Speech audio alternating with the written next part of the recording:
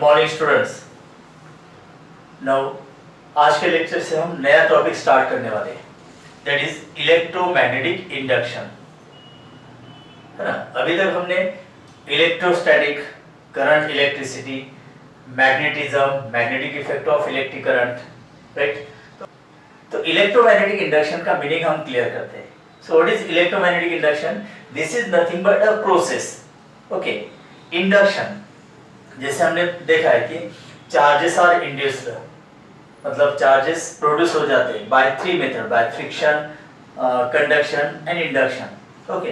तो उसी तरह से यहाँ पर इलेक्ट्रोमैग्नेटिक इंडक्शन का मीनिंग क्या होता है? देखिए, the production of an induced EMF in a coil due to change in magnetic flux associated with it is known as electromagnetic induction. मतलब किसी कॉइल में EMF इंड्यूस होता है, why? Because of change in magnetic flux, okay, associated with that coil. अब coil के around अगर magnetic field changing है तो उस कॉइल में फिर EMF इंड्यूस होता है, and this process is known as electromagnetic induction. देखिए, इलेक्ट्रोमैग्नेटिक इंडक्शन ये प्रोसेस मतलब लर्न करने के पहले हमें मैग्नेटिक फ्लक्स, मैग्नेटिक फील्ड ये हमने ऑलरेडी डिस्कस किया है, लेकिन फिर से एक बार इसको डिस्कस करते हैं। देखिए, पहले मैग्नेटिक फ्लक्स, है ना। अब इसका सिंबल क्या होता है? Phi. What is magnetic flux? So magnetic flux is nothing but the number of magnetic lines of forces passing normally through given area. Considered यहाँ पर एक गिवन एरिया है, okay. A is the area of this circular coil and magnetic field इस surface को perpendicular है यहाँ पर ऐसे, इस तरह से। Magnitude of magnetic field is B, okay. देखिए यहाँ पर अगर इस surface का अगर हम perpendicular draw करते हैं या normal, है ना, तो normal की डायरेक्शन, normal मतलब perpendicular to the surface and magnetic field की डायरेक्शन, दोनों के बीच एंगल कितना होगा यहाँ पर? 0 डिग्री, ओके। तो cos 0 degree is equal to 1। तो जितने भी मैग्नेटिक लाइंस ऑफ फोर्स इस एरिया में से जाएंगे that should be perpendicular, okay. The magnetic lines of forces must be perpendicular to the surface of the area. तो यहाँ पर phi is equal to B into A. What is B? Magnetic field, और A मतलब area of the circular coil. So that gives the magnetic flux, मतलब magnetic induction कितना होगा, और area of the circular coil या rectangular coil, that depends upon the nature of the coil, okay. अब इसका SI unit क्या होता है? SI unit is, yes, it is weber, और shortly capital W small b। Weber is the SI unit of magnetic flux, right. No अगर समझ लीजिए यहाँ पर कि area is not perpendicular to the direction of magnetic field. अगर given coil का area perpendicular नहीं है to the direction of magnetic field, तब हम क्या करते हैं यहाँ पर कि देखिए, this is the surface of the coil. अगर इस सरफेस ऑफ द कॉइल को अगर हम नॉर्मल ड्रॉ करते हैं, ओके, देखिए ये कंडीशन में क्या है? Normal to the surface of the coil और मैग्नेटिक फील्ड दोनों की डायरेक्शन एक है, तो थीटा की वैल्यू 0 होती है, ओके। अब normal of the surface of the coil और मैग्नेटिक फील्ड के बीच एंगल 0 नहीं है, it has angle theta, okay. तो इस मैग्नेटिक फील्ड का मतलब क्या होता है कि normal component of magnetic field to the surface of the coil, ये हमेशा लेना है। तो B is not normal to the surface of the coil, तो फिर यहाँ पर देखिए नॉर्मल, ये एडजेसेंट साइड है ना, तो मैग्नेटिक इंडक्शन का कंपोनेंट क्या होगा यहाँ पर? B cos थीटा, ये होगा। तो फॉर्मूला ये चेंज हो जाएगा, फिर phi is equal to B के जगह पर जो नॉर्मल कंपोनेंट है सरफेस ऑफ द कॉइल के लिए, जो नॉर्मल कंपोनेंट होता है मैग्नेटिक फील्ड, वही लेना होता है, ओके। तो नॉर्मल कंपोनेंट क्या होगा यहाँ पर? B cos theta into A, या फिर इसको हम ऐसे भी लिख सकते हैं AB cos थीटा, ओके, और vector A dot vector B, है ना। ये जनरल फॉर्मूला यहाँ पर। देखिए, जब magnetic lines of forces are perpendicular to the given surface of the coil, तब थीटा 0 होता है, तो cos 0 की वैल्यू 1, तो यहाँ पर हमने cos थीटा नहीं लिखा है, सिंपल है ना। तो A B cos theta is the general formula, तो b cos थीटा मतलब that is normal component to the surface of the coil. किसका नॉर्मल कंपोनेंट? मैग्नेटिक इंडक्शन का, यस। उसके बाद मैग्नेटिक फील्ड या फिर मैग्नेटिक इंडक्शन कहिए, मैग्नेटिक इंडक्शन ना, इसका सिंबल होता है B। So what is magnetic induction? Magnetic induction या फिर magnetic intensity in the magnetic field at given point is nothing but the magnetic flux per unit area. तो magnetic flux होता है phi divide by area A, है ना। phi is equal to BA, तो B मतलब क्या होगा? phi बाय A। तो ये magnetic induction. Therefore SI unit क्या होगा इसका? SI यूनिट इज, देखिए मैग्नेटिक फ्लक्स का यूनिट होता है वेबर पर एरिया मतलब metre square, weber per metre square, और this is equivalent to tesla, that is denoted by capital T। Tesla is the name of the scientist. ये दोनों का meaning आपको already clear हुआ है ना। तो एक बार हमने इसका मीनिंग और एक बार देख लिया यहाँ पर कि मैग्नेटिक फ्लक्स और magnetic induction. What is magnetic flux? That is the number of magnetic lines of forces, है ना। और number of magnetic lines of forces का फॉर्मूला क्या होता है? B into A, या फिर AB cos theta, right student? हाँ, अगर यहाँ पर एक मैग्नेटिक फील्ड के अंदर कॉइल है, ओके, मतलब coil is placed in the presence of magnetic field. अगर किसी कारण मैग्नेटिक फील्ड चेंज हो जाती है, मतलब magnetic lines of forces change हो जाते हैं, तो उस कॉइल में फिर EMF जनरेट होता है, प्रोड्यूस होता है, and this process is known as electromagnetic induction. अब यही इलेक्ट्रोमैग्नेटिक इंडक्शन का मीनिंग हम एक्सपेरिमेंट द्वारा यहाँ पर लर्न करने की कोशिश करते हैं, ओके। जैसे कि यहाँ पर Faraday's experiment of electromagnetic induction, shortly लिखा है यहाँ पर EMI, मतलब इलेक्ट्रोमैग्नेटिक इंडक्शन। तो यहाँ पर दो एक्सपेरिमेंट दिए, देखिए, मैग्नेट कॉइल एक्सपेरिमेंट और दूसरा है कॉइल कॉइल एक्सपेरिमेंट। तो इससे हम यहाँ पर समझ लेते हैं। देखिए मैग्नेट कॉइल एक्सपेरिमेंट में क्या होता है?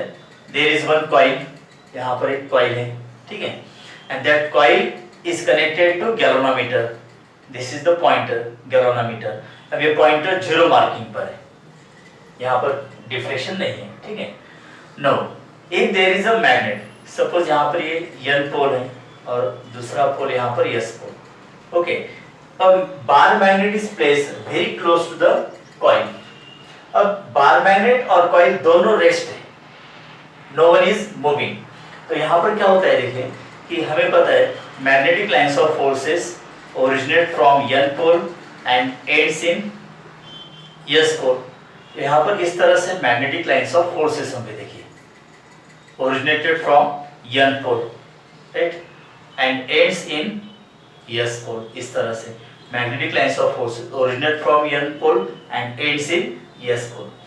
तो अगर मैग्नेट और कॉइल दोनों रेस्ट है, तो यहाँ पर देखिए कि इस कॉइल में से जाने वाले जो मैग्नेटिक लाइंस ऑफ फोर्स है, the number of magnetic lines of forces passing through the coil are same, remain same, constant, है ना, वो तो चेंज नहीं होने वाले। फॉर एग्जांपल सपोज यहाँ पर 10 मैग्नेटिक लाइंस ऑफ फोर्सेस पास हो रहे थ्रू द कॉइल, ओके। तो यहाँ पर EMF इंड्यूस नहीं होगा because galvanometer shows no deflection. अगर गैल्वेनोमीटर अगर डिफ्लेक्शन शो करता है तो इसका मतलब इसमें से करंट पास हो रहा है, और करंट क्यों जनरेट होगा? Due to EMF, okay student. तो फर्स्ट केस यहाँ पर क्या होगी कि अगर बार मैग्नेट और कॉइल दोनों रेस्ट है, तो वहां पर magnetic field associated with this coil remain same, वहां पर चेंज नहीं होगा। देखिए इलेक्ट्रोमैग्नेटिक इंडक्शन का मीनिंग क्या है, हमने डेफिनेशन क्या है यहाँ पर पढ़िए कि the production of EMF induced in the coil due to change in magnetic flux। तो मैग्नेटिक फ्लक्स चेंज होना चाहिए तभी जाकर इंड्यूस EMF प्रोड्यूस होता है इन द कॉइल, ओके। अब यहाँ पर देखिए दोनों रेस्ट है, मतलब कॉइल में से पास होने वाले मैग्नेटिक लाइंस ऑफ फोर्सेस भी कांस्टेंट है, तो वहां पर चेंज इन मैग्नेटिक फ्लक्स होगा क्या? नहीं, ठीक है। अब देखिए सेकंड, अगर हम N पोल, ध्यान दीजिए, अगर N पोल यहाँ पर मूव करते हैं टुवर्ड्स द कॉइल, ठीक है, समझ लीजिए पेन मतलब मार्कर पेन मतलब मैग्नेट है, टेप का मतलब n पोल, ठीक है। Now when n pole is moving towards the coil, तो देखिए ध्यान से कि अगर हम n पोल कॉइल की तरफ ऐसे मूव करते हैं तो पहले कितने मैग्नेटिक लाइंस ऑफ फोर्सेस पास होते थे 10, अभी इंक्रीज हो गए या डिक्रीज हो गए। देखिए if n pole is moving towards the coil, the number of magnetic lines of forces passing through the coil goes on increasing। 10 की जगह पर 20 होंगे, 30 होंगे, 40, 50 व्हाटएवर इट में भी, लेकिन इंक्रीजिंग होंगे। नाउ जब हम बार मैग्नेट को मूव करते होंगे तब यहाँ पर मैग्नेटिक फ्लक्स इंक्रीजिंग होगी। मैग्नेटिक फ्लक्स इंक्रीजिंग मतलब there is change in magnetic flux. तो जब तक यहाँ पर मूविंग मैग्नेट होगा और यहाँ पर इंक्रीजिंग मैग्नेटिक फील्ड होगी, मतलब मैग्नेटिक फ्लक्स इंक्रीजिंग होगा, तब तक हमें यहाँ पर ये ऑब्जर्व होता है कि गैल्वामीटर में डिफ्लेक्शन हो रहा है। गैल्वामीटर शोस डिफ्लेक्शन। तो गैल्वामीटर डिफ्लेक्शन शो करता है, इसका मतलब क्या होगा कि इस कॉइल में से करंट पास हो गया। अब करंट कहां से आ गया, इसका मतलब वहां पर ईएमएफ पहले प्रोड्यूस हुआ होगा, इंड्यूस हुआ होगा। ओके, तो ये ईएमएफ क्यों इंड्यूस होगा यहाँ पर, due to change in magnetic flux. तो मैग्नेटिक फ्लक्स चेंज होने के कारण यहाँ पर ईएमएफ इंड्यूस हो गया and corresponding current is known as induced current, और उस इंड्यूस करंट की वजह से गैल्वामीटर यहाँ पर डिफ्लेक्शन शो करता है। स्टूडेंट नाउ देखिए n pole is moving towards the coil और यहाँ पर आके स्टॉप कर दिया हमने, ठीक है। अब सपोज यहाँ पर पहले 10 थे, अभी मैग्नेटिक लाइंस ऑफ फोर्स हो गए 50, ओके। अब दोनों रेस्ट है और magnetic number of magnetic lines of forces passing through the coil is also constant 50। तो गैल्वामीटर सडनली 0 पर आ जाएगा, वहां पर डिफ्लेक्शन नहीं दर्शाएगा, ठीक है स्टूडेंट। अब नेक्स्ट कंडीशन देखिए, suppose this bar magnet is moving away from the coil like this, मतलब यहाँ पर n पोल जो होगा वो हम क्या करें यहाँ पर moving away from the coil. तो इसमें क्या होगा, जैसे ही n पोल मूव अवे होगा from the coil, the number of magnetic lines of forces passing through the coil, okay, goes on decreasing। ये डिक्रीज हो जाएंगे। इसका मतलब यहाँ पर फिर से मैग्नेटिक फ्लक्स चेंज हो रहा है ना। देखिए इलेक्ट्रोमैग्नेटिक इंडक्शन का मतलब क्या होता है, the production of induced EMF in a coil due to change in magnetic flux. Okay, अब चेंज इन मैग्नेटिक फ्लक्स का मीनिंग तो इंक्रीजिंग और डिक्रीजिंग दोनों हो सकता है। तो जैसे हम इस बार मैग्नेट को मूव अवे करते हैं तो magnetic lines of forces passing through this coil goes on decreasing, मतलब यहाँ पर मैग्नेटिक फ्लक्स डिक्रीजिंग होगा, ठीक है। अब मैग्नेटिक फ्लक्स डिक्रीजिंग है मतलब there is change in magnetic flux, तो इसके कारण यहाँ पर फिर से ईएमएफ इंड्यूस होगा in the coil and that galvanometer shows again deflection. लेकिन देखिए अगर फर्स्ट केस में देखिए कि अगर बार मैग्नेट को हम कॉइल की तरफ मूव करते हैं तो magnetic lines of force increasing होंगे, तब अगर गैल्वामीटर यहाँ पर राइट साइड डिफ्लेक्शन दर्शाता होगा, ओके। और नेक्स्ट कंडीशन में अगर हम बार मैग्नेट को मूव अवे कर रहे होंगे तो मैग्नेटिक लाइंस ऑफ फोर्सेस यहाँ पर डिक्रीजिंग होगी, मतलब मैग्नेटिक फ्लक्स डिक्रीजिंग होगी, ओके। तब यहाँ पर डिफ्लेक्शन अपोजिट साइड में होगा, लेफ्ट साइड की तरफ होगा, राइट स्टूडेंट, मतलब करंट की डायरेक्शन चेंज हो रही। देखिए if bar magnet is moving towards the coil, if a galvanometer shows deflection towards the right, okay, now when that bar magnet is moving away from the coil, magnetic flux decreasing होगी, तो यहाँ पर galvanometer में deflection opposite side में होगा, towards the left side होगा student, ठीक है। तो इससे हमें क्या पता चलता है कि जब तक यहाँ पर magnetic lines of forces increasing या डिक्रीजिंग मतलब चेंज इन मैग्नेटिक फ्लक्स होता है, तभी इस कॉइल में ईएमएफ इंड्यूस होता है और galvanometer shows deflection. So this experiment is known as magnet coil experiment। तो इसे ये पता चलता है कि whenever there is change in magnetic flux and EMF is induced in the coil, so this phenomena or process is known as electromagnetic induction। देखिए और एक एग्जांपल मतलब एक्सपेरिमेंट हम यहाँ पर डिस्कस करते हैं। यहाँ पर कॉइल एक्सपेरिमेंट है। देखिए सेकंड एक्सपेरिमेंट यहाँ पर कॉइल एक्सपेरिमेंट। नो यहाँ पर दो कॉइल है, this is coil 1 and this is coil 2, okay. Now first coil is connected across a cell and tap key as shown in the figure, ठीक है। और सेकंड कॉइल के अक्रॉस में हमने यहाँ पर गैल्वेनोमीटर कनेक्ट कर दिया है। नाउ यहाँ पर 3 स्टेप हम डिस्कस करने वाले। देखिए, नंबर 1, जब हम यहाँ पर टैप की क्लोज करते हैं तो करंट फ्लो होगा from positive to negative through this coil number 1। Okay, तो जैसे ही इस कॉइल से करंट पास होगा यहाँ पर, अब देखिए ये कॉइल सोलेनोइड के जैसे, it is similar to solenoid. Okay, तो about it axis magnetic flux generate होगा। ओके, और यहाँ पर समझ लीजिए कि ये जो टर्न होगा, this acts as n pole and this face of the coil acts as s pole. हमें पता है ना कि अगर करंट क्लॉकवाइज डायरेक्शन मूव होता है, ओके, तो वहां पर this surface acts as s pole, और अगर कॉइल में से करंट एंटी क्लॉकवाइज डायरेक्शन में मूव होता है, that face acts as n pole. तो आपको ये magnetic effect of electric current में हुआ है। अगर किसी कॉइल टर्न अगर कंसीडर करते हैं, ओके, और उसमें से क्लॉकवाइज डायरेक्शन में अगर करंट फ्लो होता है तो that face of the coil acts as s pole, और अगर करंट एंटी क्लॉकवाइज डायरेक्शन में होता है तो that face of the coil acts as n pole. अगर ये s पोल होता है तो ये कौन सा होगा? n पोल होगा। ओके, और हमें पता है कि about the axis of the solenoid magnetic lines of forces are crowded and it originates from n pole and ends in s pole। तो यहाँ पर भी क्या होगा? magnetic lines of forces are passing through neighboring coil, because दोनों coil के बीच distance बहुत कम होता है। तो जैसे हम टैप की यहाँ पर क्लोज रहेंगे, देखिए माइक्रो सेकंड, 1 सेकंड तक या ज्यादा से ज्यादा 2 सेकंड तक, तो सपोज जैसे हम टैप की क्लोज करते हैं तो करंट सडनली इंक्रीज नहीं होगा। Current increases from 0 to, suppose maximum current यहाँ पर है, आई की वैल्यू होगी यहाँ पर 4 एम्पियर। कितनी होगी? 4 एम्पियर। तो 0, 0.5, 1, 1.5, 2, 2.5, 3, 3.5, 4.0 तक ये ग्रेजुअली इंक्रीज होता है। अब जैसे कि यहाँ पर करंट ग्रेजुअली इंक्रीज होगा, उस हिसाब से मैग्नेटिक फ्लक्स या मैग्नेटिक फील्ड भी इंक्रीजिंग होगी।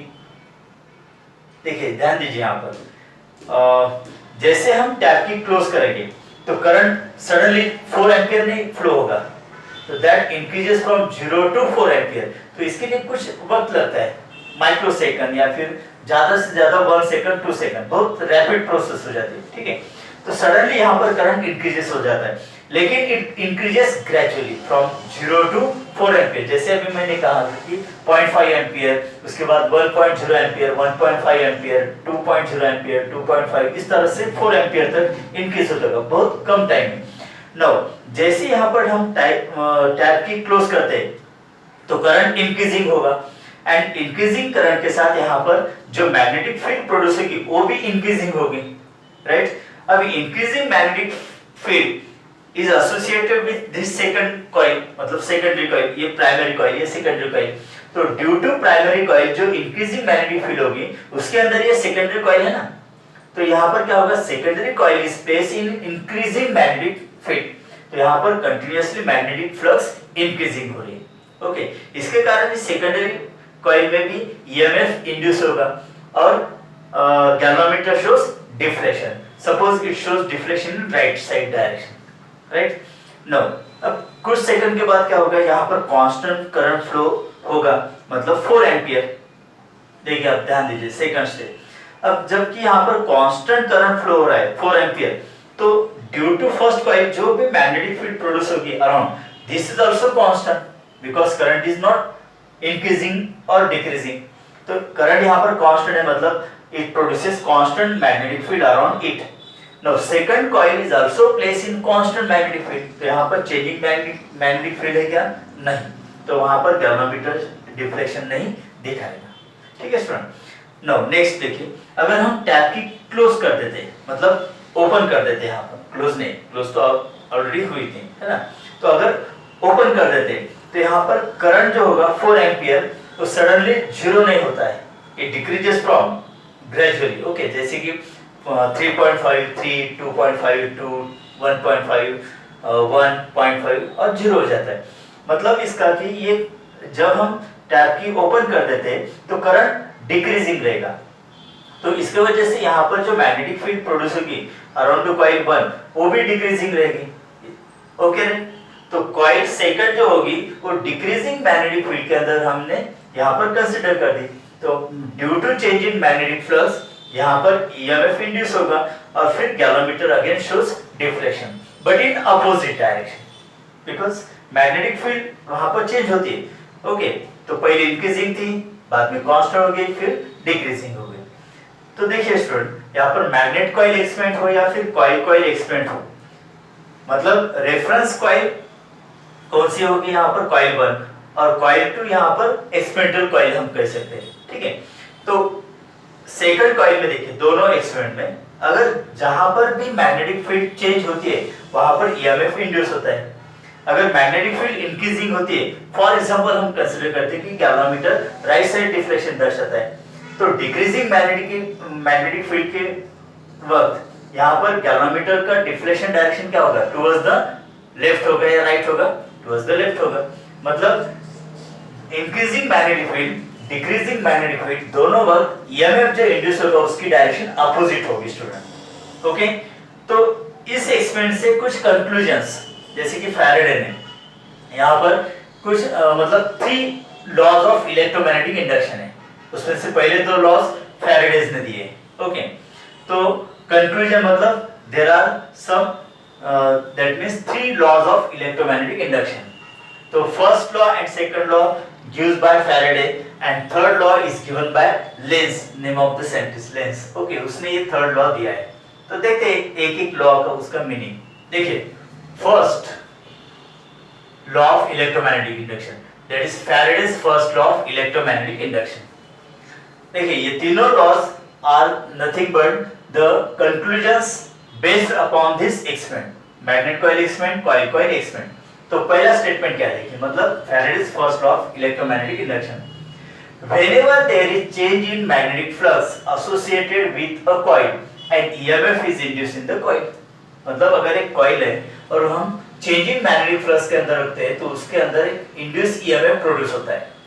कब इंड्यूस ईएमएफ प्रोड्यूस होता है, जब तक कि वहां पर चेंजिंग मैग्नेटिक फ्लक्स होगा। Okay, so whenever there is change in magnetic flux associated with coil and EMF is induced in the coil, मतलब मैग्नेटिक फ्लक्स कैसा होना चाहिए, for the induce EMF changing होना चाहिए। कांस्टेंट मैग्नेटिक फ्लक्स है तो वहां पर ईएमएफ इंड्यूस नहीं होता है। ठीक है, अब सेकंड देखिए, जैसे यहाँ पर बार मैग्नेट अगर हम कॉइल की तरफ मूव करते हैं और galvanometer shows deflection towards the right. Okay, अगर हम बार मैग्नेट पहले स्लो मूव करते हैं तो यहाँ पर मैग्नेटिक फ्लक्स कैसे चेंज होगी, स्लोली चेंज होगी।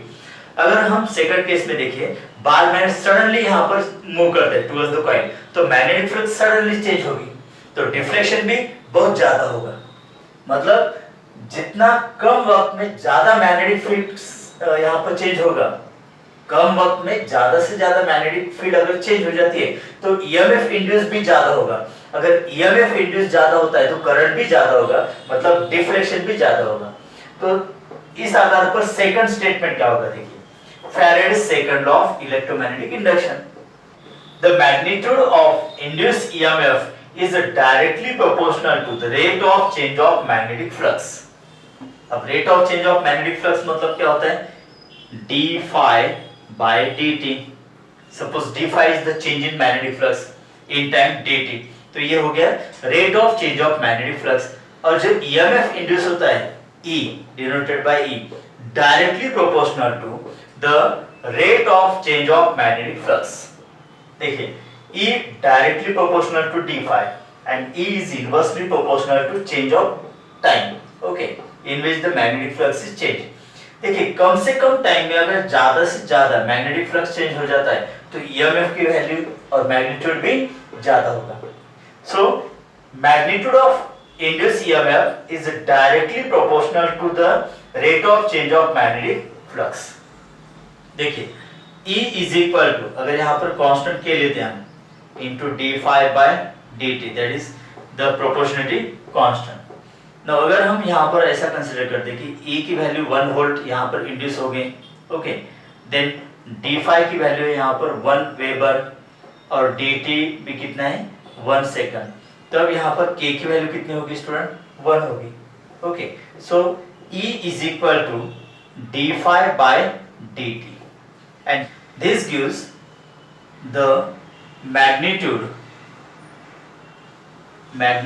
of induced EMF।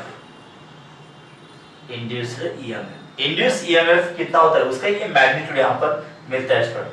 So E is equal to d phi by dt। तो व्हाट इज phi यहाँ पर phi का मीनिंग क्या होगा कि magnetic flux. Okay, d phi by dt मतलब rate of change of magnetic flux with respect time. अगर ये ज्यादा होता है तो EMF की वैल्यू भी ज्यादा होगी। मतलब इसका कि अगर हम मैग्नेट यहाँ पर स्लोली मूव करते हैं टुवर्ड्स द कॉइल तो मैग्नेटिक फ्लक्स स्लोली चेंज होगा, रेट भी कम होगा तो EMF कम इंड्यूस होगा और करंट भी यहाँ पर कम होगा तो डिफ्लेक्शन भी कम होगा।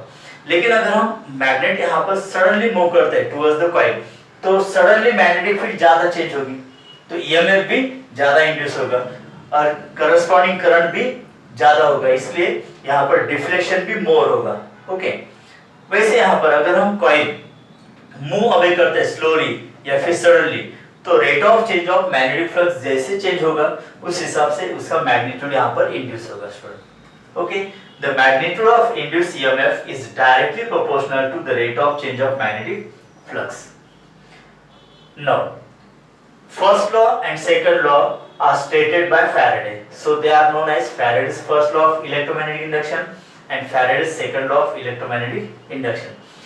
So Faraday's first law of electromagnetic induction gives an idea about the process of electromagnetic induction। मतलब EMF इंड्यूस कब होता है कॉइल के अंदर, जब वहां पर मैग्नेटिक फील्ड चेंज होगी। देखिए, whenever there is change in magnetic flux associated with the coil and EMF is induced in the coil, so that gives the phenomenon of electromagnetic induction। Now Faraday's second law gives the magnitude of induced EMF। तो magnitude of induced EMF कितना होता है, that is directly proportional to rate of change of magnetic flux। Okay, now the scientist lens that gives the direction of induced EMF। मतलब यहाँ पर देखिए, जैसे हम मैग्नेट को कॉइल की तरफ मूव करते हैं, अगर गैल्वेनोमीटर शोज राइट डिफ्लेक्शन और मैग्नेट को अगर मूव अवे करते हैं फ्रॉम द कॉइल तो galvanometer shows opposite deflection towards the left. इसका मतलब EMF जो इंड्यूस हुआ है उसकी डायरेक्शन भी चेंज होगी। तो डायरेक्शन ऑफ इंड्यूस EMF क्या होगी, that gives by the third law, that is known as Lenz law of electromagnetic induction. That is Lenz's third law of electromagnetic induction। Okay, देखिए statement क्या है यहाँ पर, the direction of induced EMF is such that it opposes the change of magnetic flux produces it, which produces it। मतलब magnetic field या magnetic flux change होने की जो वजह होगी उस वजह को ये यहाँ पर EMF इंड्यूस जो होता है उसकी डायरेक्शन अपोज करती है। ओके, देखिए the direction of induced EMF is such that it opposes the change in magnetic flux। अगर यहाँ पर मैग्नेट हम मूव करते हैं टुवर्ड्स द कॉइल तो मैग्नेटिक फील्ड क्या होगी, इंक्रीज होगी ना। तो यहाँ पर कॉइल के अंदर जो EMF इंड्यूस होगा उसकी डायरेक्शन कैसे होगी, to oppose the increasing magnetic flux, ताकि ये मैग्नेटिक फ्लक्स और इंक्रीज ना हो, है ना। जैसे देखिए, अगर मैग्नेट को हम मूव अवे करते हैं फ्रॉम द कॉइल तो मैग्नेटिक फ्लक्स क्या होगी, डिक्रीजिंग होगी। तब यहाँ पर इंड्यूस EMF की डायरेक्शन कैसे होगी, to oppose the decreasing magnetic field. जो मैग्नेटिक फील्ड डिक्रीज हो रही है उसको अपोज करेगा वो, ताकि और मैग्नेटिक फ्लक्स डिक्रीज ना हो। ठीक है, तो इस तरह से मतलब मैग्नेटिक फील्ड वहां पर चेंज अगर होती है तो उसको अपोज करने वाली डायरेक्शन यहाँ पर इंड्यूस EMF की होती है। The direction of induced EMF is such that it opposes the change in magnetic flux which produces it। तो इससे क्या पता चलता है कि E is equal to, अगर ये फॉर्मूला यहाँ पर कंटिन्यू करते हैं तो that gives the magnitude of induced EMF। तो EMF इंड्यूस की डायरेक्शन और चेंज इन मैग्नेटिक फ्लक्स की डायरेक्शन कैसी है, एग्जैक्टली अपोजिट है ना। तो यहाँ पर माइनस साइन आएगा, देखिए d phi by dt। तो ये करेक्ट इक्वेशन यहाँ पर है with direction. Negative sign indicate that the direction of induced EMF is such as to oppose the change in magnetic flux. अगर मैग्नेटिक फ्लक्स इंक्रीजिंग है तो यहाँ पर ईएमएफ कॉइल के अंदर ऐसे प्रोड्यूस होगा, उस डायरेक्शन में प्रोड्यूस होगा कि वो इंक्रीजिंग मैग्नेटिक फ्लक्स को अपोज करेगा, है ना। अगर rate of change of magnetic flux यहाँ पर डिक्रीजिंग है, मैग्नेटिक फ्लक्स डिक्रीजिंग है, तो EMF induced in the coil ऐसे होगा to oppose the decreasing magnetic field, तो उसको इंक्रीज करने वाली उसकी डायरेक्शन होगी। देखिए सपोज यहाँ पर जो कॉइल है उसका एक ही टर्न हम यहाँ पर कंसीडर करते हैं, ओके, एक ही टर्न यहाँ पर कंसीडर करते हैं। Let this is bar magnet, okay, N pole और ये एस पोल है। ध्यान दीजिए यहाँ पर माइनस साइन क्यों होता है, इसका एक्सप्लेनेशन हम यहाँ पर देख रहे हैं। ओके, पूरी कॉइल निकालने के बजाय मैंने यहाँ पर एक ही टर्न लिया है कॉइल का। ध्यान दीजिए आप, सपोज एन पोल हम मूव करते towards the coil, okay, towards the coil N pole हम मूव करते, तो यहाँ पर मैग्नेटिक फ्लक्स क्या होगा, इंक्रीजिंग होगा ना। Of course magnetic lines of forces passing through this coil increases, तो मैग्नेटिक फ्लक्स यहाँ पर इंक्रीजिंग है। तो मैग्नेटिक फ्लक्स अगर इंक्रीजिंग है तो फिर ईएमएफ इस कॉइल के अंदर ऐसे प्रोड्यूस होगा तो इंक्रीजिंग मैग्नेटिक फ्लक्स को अपोज करेगा, ठीक है। तो मुझे बताइए इस this face of the coil acts as N pole या एस पोल। ये जो फेस होगा कॉइल का facing north pole of the magnet, ये जो फेस होगा, okay, this face of the coil acts as N pole या एस पोल। क्या एक्ट होगा, ये एन पोल होगा या एस पोल होगा? यस, देखिए अगर हम कंसीडर करते कि ये एस पोल एक्ट होगा, तो एस पोल एक्ट होगा मतलब इस कॉइल के अंदर करंट की डायरेक्शन कैसे होगी, क्लॉकवाइज होगी। देखिए अगर करंट की डायरेक्शन क्लॉकवाइज है तो ये एस पोल एक्ट होगा। करंट की डायरेक्शन अगर एंटी क्लॉकवाइज है that face of the coil acts as N pole. अगर हम मान लेते हैं कि यहाँ पर एस पोल एक्ट होता है तो में से करंट की डायरेक्शन कैसे होगी, क्लॉकवाइज होगी, और जो करंट की डायरेक्शन होती है वही ईएमएफ की डायरेक्शन होती है, तो ईएमएफ भी कैसे होगा यहाँ पर। एक दिक्कत यहाँ पर क्या होगी, देखिए अगर ये फेस ऑफ द कॉइल यहाँ पर एस पोल एक्ट होता है तो एन पोल और एस पोल के बीच क्या होगा, अट्रैक्शन होगा ना। तो इसका मतलब एन पोल पहले से ही इसके तरफ मूव हो रहा है, और ये अगर एस पोल एक्ट होता है तो यहाँ पर अट्रैक्शन बढ़ेगा, तो एन पोल और ज्यादा यहाँ पर अट्रैक्ट होगा। मतलब this face of the coil अगर ये एस पोल एक्ट होता है तो इंक्रीजिंग मैग्नेटिक फील्ड को ये मदद कर रहा है ना, it helps to increase the magnetic field, बराबर। और हमारे पास यहाँ पर स्टेटमेंट क्या है, the direction of induced EMF is such that it opposes the change in magnetic flux. अगर मैग्नेटिक फ्लक्स इंक्रीज हो रहा है तो यहाँ पर इंड्यूस्ड ईएमएफ की डायरेक्शन ऐसी होनी चाहिए कि जो मैग्नेटिक फ्लक्स इंक्रीजिंग को अपोज करेगा। यहाँ तो उल्टा हो रहा है ना, अगर एस पोल एक्ट होता है तो एन पोल एस पोल के बीच अट्रैक्शन होगा, तो फिर से इसको और अट्रैक्ट करेगा, तो मैग्नेटिक फील्ड और जल्दी से इंक्रीज होगी ना, मतलब इंक्रीजिंग मैग्नेटिक फील्ड को यहाँ पर हेल्प मिल रही है। तो ये तो स्टेटमेंट से मैच नहीं कर रहा है। इसका मतलब अगर यहाँ पर हम कंसीडर करते थे कि एन पोल होता है, इसका मतलब अब इंड्यूस करंट की डायरेक्शन क्या होगी, यस, एंटी क्लॉक होगी, है ना। ये देखिए एंटी क्लॉकवाइज डायरेक्शन। तो अगर ये एन पोल एक्ट होता है स्टूडेंट, तो ध्यान दीजिए एन पोल और एन पोल के बीच क्या होगा, रिपल्शन होगा। तो ये बार मैग्नेट जो हम कॉइल की तरफ मूव करें तो ये एन पोल अगर एक्ट होता है तो ये मूविंग कॉइल मूविंग मैग्नेट को अपोज करेगा, मतलब जो इंक्रीजिंग मैग्नेटिक फील्ड हो रही उसको ये अपोज करेगा ना, और मैग्नेटिक फील्ड इंक्रीज ना हो, इसके लिए यहाँ पर रिपल्शन होता है। तो इसका मतलब जब हम एन पोल कॉइल की तरफ मूव करते हैं तो that face of the coil acts as N pole, तो एन पोल की वजह से रिपल्शन होगा, जो इंक्रीजिंग मैग्नेटिक फील्ड होगी उसको अपोज करेगा। अब ध्यान में आ रहा है आपको, मतलब अगर एन पोल कॉइल की तरफ हम मूव करते हैं तो मैग्नेटिक फ्लक्स इंक्रीजिंग होगी, लेकिन इस कॉइल के अंदर जो ईएमएफ इंड्यूस होता है स्टूडेंट, वो ईएमएफ कैसे होगा, एंटी क्लॉकवाइज डायरेक्शन होगा। तो करस्पॉन्डिंग इंड्यूस करंट भी कैसे होगा, एंटी क्लॉकवाइज डायरेक्शन। और जैसे एंटी क्लॉकवाइज डायरेक्शन इस कॉइल में से करंट पास होगा, that face of the coil acts as N pole, और फिर एन पोल के बीच रिपल्शन होने के कारण now this direction of induced EMF opposes its further movement, मतलब जो इंक्रीजिंग मैग्नेटिक फील्ड है उसको अपोज करेगा। समझ में आ रहा है आपको? यस।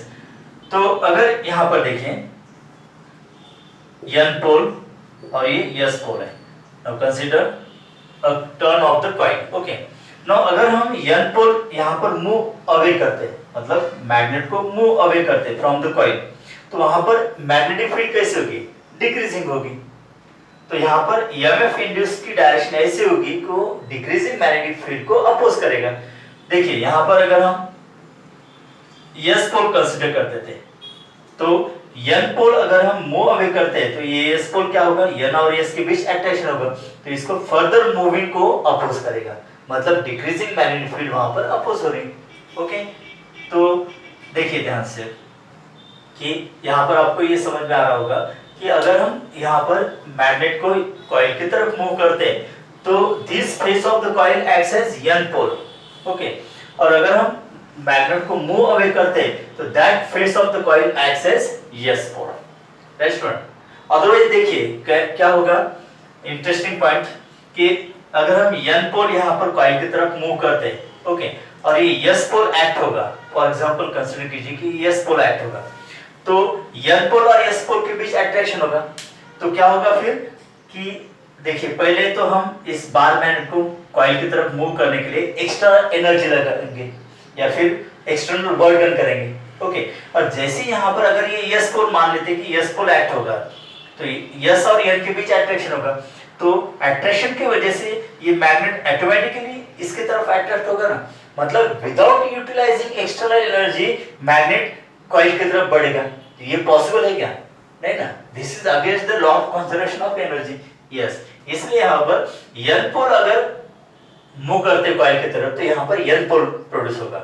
ओके, अगर N पोल मूव अवे करते फ्रॉम द कॉइल तो इस face of the coil acts as S pole. तो इसलिए यहाँ पर the direction of induced EMF is such that it opposes the change of magnetic flux which produces it. Okay student, तो यहाँ पर Faraday's experiment, magnet coil, coil experiment के आधार पर हमने ये तीन कंक्लूजन्स, या फिर इसे कहिए कि there are three laws of electromagnetic induction. First two laws given by Faraday and third law given by Lenz. That is the name of the scientist. Okay, so Faraday's first law gives the phenomenon of electromagnetic induction.